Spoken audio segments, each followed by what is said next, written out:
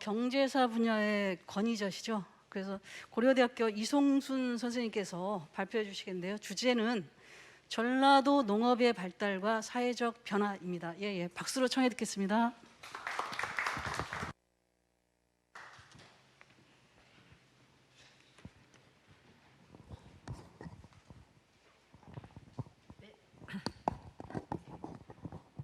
네, 소개받은 이송순입니다.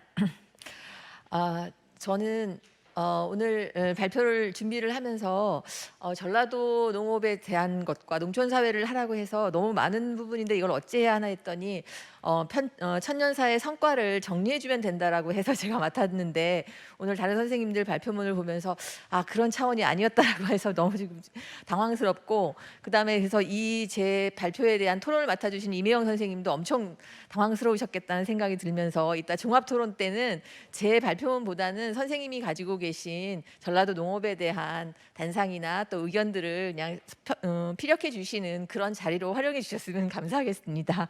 네.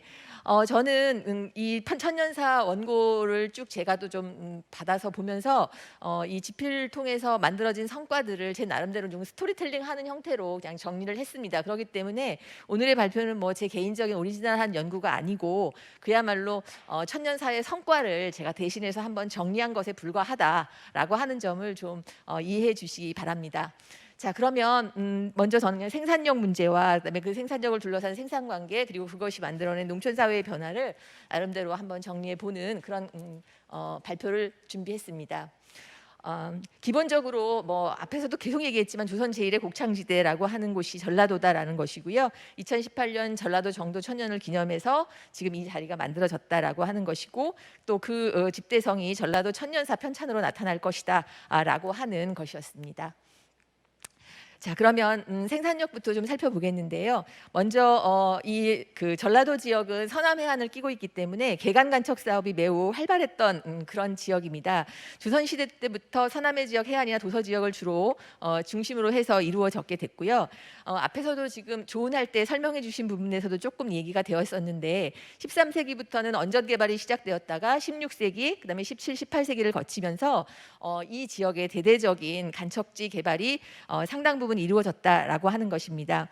특히 뭐 18세기에 옥야평의 개발이라든지 부안 용동궁 토지 이런 부분들을 봤을 때, 이런 부분들은 군가나 그다음에 관청들이 관여를 해서 대대적인 간척 사업을 이룬 결과다라고 하는 것이었습니다. 그런데 무엇보다도 한반도 역사에서 간척 사업이 가장 활발했던 시기는 일제 강점기일 수밖에 없습니다. 이것은 전통 시대에는 토목 기술에 어떤 한정이 있었기 때문에 대규모로 이루어질 수는 없었고요. 이제 근대에 들어오게 되면서 여러 가지 장비라든지 기술이 비약적인 발전을 하게 됐고, 그것이 바로 이제 강점기와 겹쳐졌기 때문이기도 하고요. 그리고 또 일본은 조선을 식민지를 삼아서 그들이 가장 노렸던 부분들이 바로 농업 생산물에 대한 수탈이었기 때문에 그것을 위해서도 이 개간 간척에 굉장히 주력할 수밖에 없는 그런 상황이기도 했습니다. 그래서 1907년 국유 미간지 이용법이라고 하는 법률을 이제 그 통감부 하에서 만들어 내어 가지고요. 군사 농사 조합장이었던 나카니시 조이치가 미간지 개간 허가를 받아서 이제 처음으로 이제 본격화되었다라고 합니다. 일본인들에 의해서 간척 사업이요.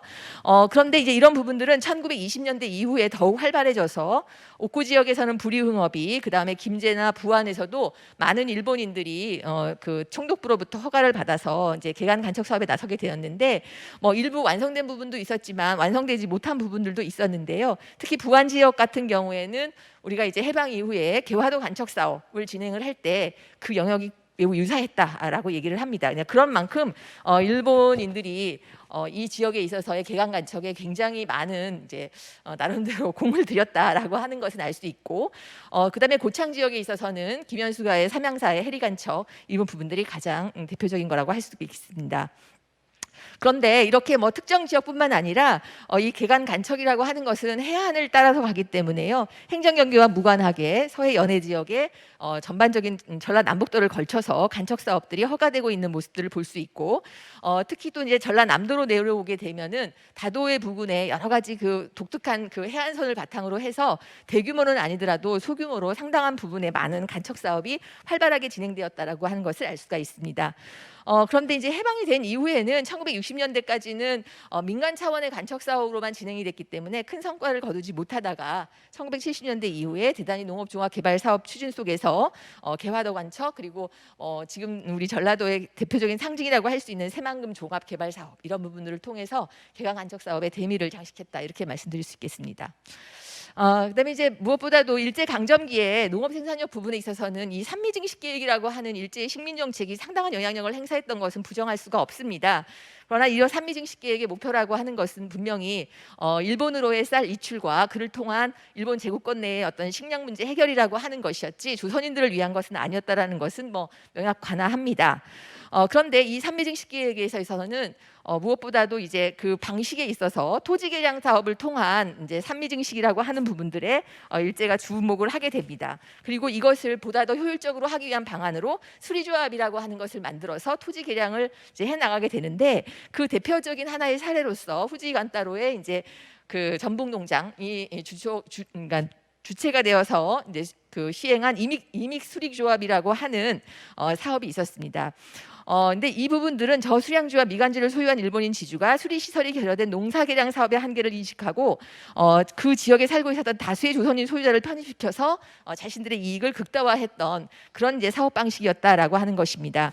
그런데 이 수리조합 사업은 토지 개량이라고 하는 점에 있어서는 상당한 성과를 거두었다라고 할 수 있지만 이것은 부수적으로 조선 농촌 사회를 굉장히 파행적으로 만드는데 중요한 역할을 했던 것입니다. 그 가장 핵심적인 요소가 바로 수리조합비의 문제였습니다. 이 수리조합비의 과중한 부담은 목리면적 내에 많은 조선인 토지 소유자들에게 부담을 주게 되었고 결국 그들이 그 토지를 방매하고 그렇게 방매된 토지는 다시 일본인들이 집중 사들이는 이런 토지 겸병 현상이 일어나게 되었고요. 이런 부분들이야말로 일본인 대지주들이 수리조합 사업에 적극적으로 참여한 목적일 수 있다라고 하는 이제 그런 연구 성과를 정리해 주셨습니다. 자, 그다음에 이제 이런 토지에 대한 근본적인 토지의 절대량을 늘리는 개강 간척이나 토지 개량과 함께 이제 농업의 어떤 기술적인 부분에 있어서의 진보 개발이라고 하는 부분들을 이제 추구하게 되는데요. 조선 시대에는 뭐 그 여러 가지 단면들을 볼 수 있는데 일단 농서라고 하는 것을 통해서 본다라고 하면 잘 아시겠지만 세종대에 농사직설이 만들어지게 됩니다. 그런데 이 농사직설은 세종이 굉장히 아주 그 심혈을 기울였고요. 또 사급 대상 역시 뭐 그 농업이 활발한 지역뿐만 아니라 좀 상대적으로 농업이 불모지인 평안도와 함경도 지역까지도 보급시키겠다라고 하는 그런 이제 열의가 있었다라고 합니다. 그런데 이 농사직설이 전라도 지역에는 현재 전주와 무장 두 곳에만 보관되었던 것으로 이제 밝혀져 있기 때문에 그런 세종의 의도와는 상관없이 이 농사직설의 보급 상황은 그다지 활발하진 않았던 것이다라고 하는 평가를 내려주고 계십니다. 그런데 16세기 후반에 오게 되면 지역농법을 정리하는 지역농서 편찬의 어떤 그런 흐름들이 이제 이루어지게 되고요. 그런 것들을 다 이제 수렴을 해서 1655년에 신속이 농가집성이라고 하는 이제 농서를 다시 한번 편찬을 하게 됩니다. 이건 아주 효종이 적극적으로 그 보급에도 이제 독려를 하게 됩니다. 그런데 그거보다도 이 농가집성의 이후에 이제 그 유통 상황을 보게 되면 18세기 후반에 방각본이라고 하는 민간 이제 출판이 유행을 하게 되는데 특히 태인판본에 이 농가집성과 신간 구황차류라고 하는 농서가 포함되었다라는 것이죠. 그래서 민간 책자가 에 이런 농서가 포함되었다라고 하는 것은 그만큼 수요가 있었다라고 하는 것이기 때문에 이 지역에 살고 계셨던 이제 많은 농업에 관심을 가지고 있었던 지식계층들이 이런 농서에 대한 그 요구들을 많이 갖고 있었다라고 하는 것을 반증하는 것이고 그것은 전반적으로 이 지역에 있어서의 농업 개발이라고 하는 것에 많은 사람들이 관심을 가지고 있었다라고 하는 것을 이제 설명하는 것이 될 수 있다 이렇게 볼 수 있겠습니다. 그 다음에는 일제 강점기에 들어오게 되면 좀 더 적극적인 이제 농업 개량이 이루어지게 됩니다. 그 대표적인 것이 바로 소위 말하는 우량 품종의 보급이라고 하는 것인데요. 이 부분들은 일본이 이제 정책적으로 농업 기술 기관을 통해서 도입한 것도 있지만 일본인 이주 농가나 농장들이 들여온 것이 절반 이상을 넘는다라고 하는 것을 말씀드릴 수 있겠고요. 이런 우량 품종이 우선적으로 재배되었던 지역은 1910년대 바로 전라북도, 전라남도, 충청도 이 지역에 집중되었다라는 것이죠. 그러니까 바로 강점하자마자 일본의 어떤 이런 농사 개량 정책이라고 하는 것이 이 전라도 지역에 더 빠르게 집중되었다라고 하는 것을 말씀드릴 수도 있고, 그다음에 1910년대, 그다음에 1930년대 일제는 계속적으로 개량 품종을 보급하면서 이제 자신들의 입맛에 맞는 쌀을 생산하기 위해서 여러 가지 정책들을 시행하게 됩니다. 그런데 이런 품종 개량은 항상 비료 문제와 함께 연동되어서 진행이 되어야만 효과를 가질 수가 있거든요.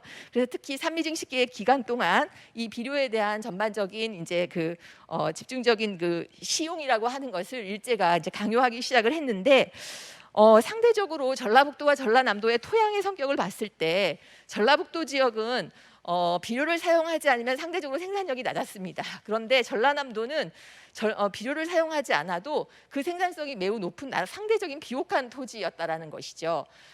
그렇기 때문에 뭐 일반 농민들 같은 경우에는 오히려 이제 그렇게 많은 비료를 사용하지 않더라도 일정 정도의 생산량을 유지할 수 있기 때문에 전라남도 지역과 같은 그런 지역들이 좋은데, 전북 지역 같은 경우에는 바로 비료만 쓴다라고 하게 되면 아주 거친 땅들도 굉장히 많은 생산량의 그 소출 효과를 볼 수 있기 때문에, 특히 대지주라든지 일본인 지주들과 같이 상당한 자본력이 있는 그런 지주들 같은 경우에는 비료를 적극적으로 투용을 해서 아주 막대한 그 생산량의 아주 증가를 이제 도모할 수 있기 때문에, 매우 오히려 전북 지역 같은 경우는 뭐 그다지 이렇게 비옥하지 않아서 저렴한 가격으로 땅을 구입해 가지고 거기다가 비료를 투입해서 굉장히 많은 생산량을 생산해낼 수 있다라고 한다면 오히려 매우 매력적인 그런 지역으로 인식될 수 있었다. 그래서 전북 지역에 대한 진출이 훨씬 더 그들에게는 매력적일 수 있었다라고 하는 것을 말씀드릴 수 있겠습니다.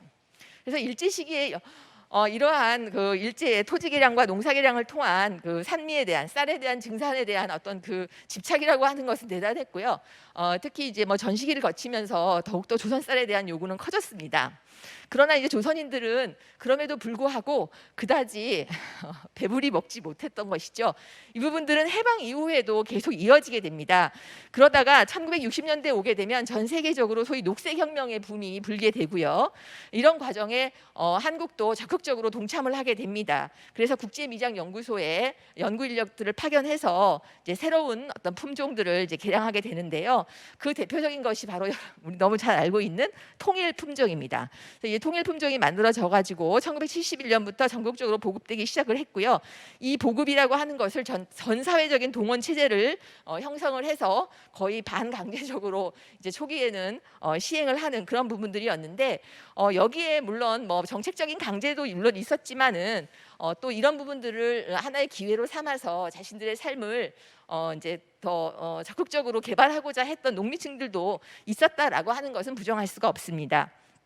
그리고 이제 호남 작물 시험장을 통해서 새로운 품종들이 계속 만들어지게 되었고요. 결국 1977년에 이르게 되면 4천만 석이라고 하는 정말 우리가 꿈을 꾸던 그런 이제 식량의 자급, 쌀의 자급, 그다음에 식량 증산이 이제 완성을 보게 되는 이제 이런 상황이었지만, 근데 이것이 해피엔딩만은 아니었다라는 것이죠. 뭐 아시다시피 1978년 노풍 파동이라고 하는 걸 통해서 이 그 품종이 우리 그 땅에 맞는가라고 하는 것과 그다음에 또 국민들의 입맛하고도 맞는가, 이런 부분들이 서로 엇갈리게 되면서 결국 빠르게 쇠퇴하게 되는 이제 그런 또 안타까움도 우리가 경험하게 됩니다.